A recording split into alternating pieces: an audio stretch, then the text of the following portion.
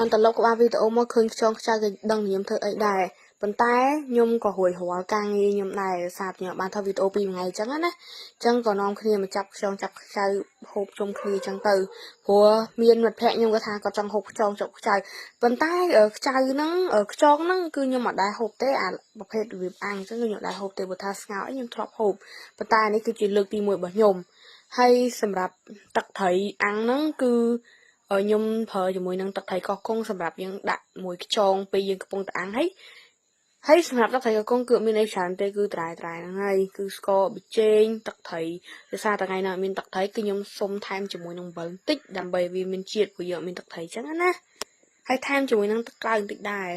ដល់ដងឃើញតែវីដេអូឆាបុកអញ្ចឹងហ្នឹងសុំវីដេអូបែបអាំងម្ដងហើយទំហំតបានខ្យងហូបហ្នឹងគឺថាវេទនាមែនតើគឺទៅ3-4កន្លែងដើម្បីបានខ្យងហូបនិយាយទៅចង់រើសខ្លួនឯងចង់និយាយថាតរខ្លួនឯងអញ្ចឹងណាអ្នកដែលចូលចិត្តរករបស់អញ្ចឹងគឺយល់អារម្មណ៍មួយហ្នឹងហើយគឺចូលចិត្តបែបថាតរជុំគ្នាអញ្ចឹងវាបែបសុវ័យអញ្ចឹងណា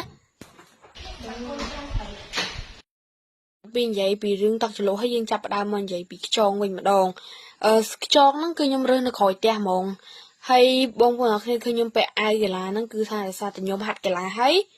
គឺខ្ញុំជិះមកផ្ទះហ្មងហើយពេលខ្ញុំរើសហ្នឹងគឺខ្ញុំសុំម៉ាក់ប៉ាខ្ញុំឲ្យអស់ហើយមិនមែនគេឆ្លាយអីណាកុំច្រឡំហើយខ្យងនេះគឺថាខ្ញុំគ្រាន់តែរើសភ្លាមលាងទឹកមួយតង់ហើយខ្ញុំចាប់ផ្ដើមត្រាំជាមួយអំបិលលាងមួយអំបិលមួយតង់ទៀតហើយខ្ញុំដាក់ជាមួយនឹងម្ទេសឲ្យវាជះក្អែវាមកអស់ណាតែយើងហូបទៅវាមានអារម្មណ៍ថាវាអត់ឆ្អើម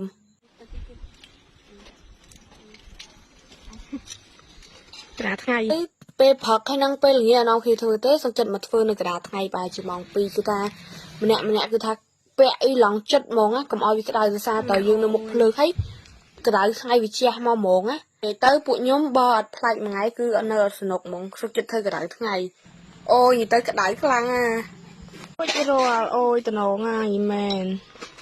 អូយហើយនេះតំណងហ៎និយាយទៅក្តាមហ្នឹងអូក្តាមហ្នឹង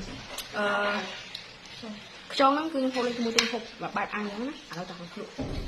អូពលហ្នឹងនេះអូមកតាប់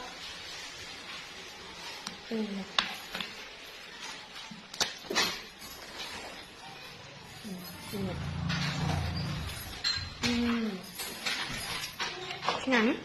វាជាមានទឹកទេអាំងមានទឹកអស់ហ្នឹងអូយ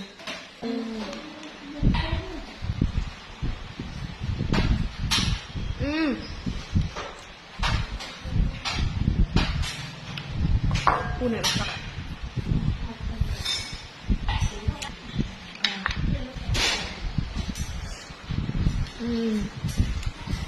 គេសនេះអត់ទៅមានពណ៌មានក្លិនអីទេតែវាជាតិឆ្ងាញ់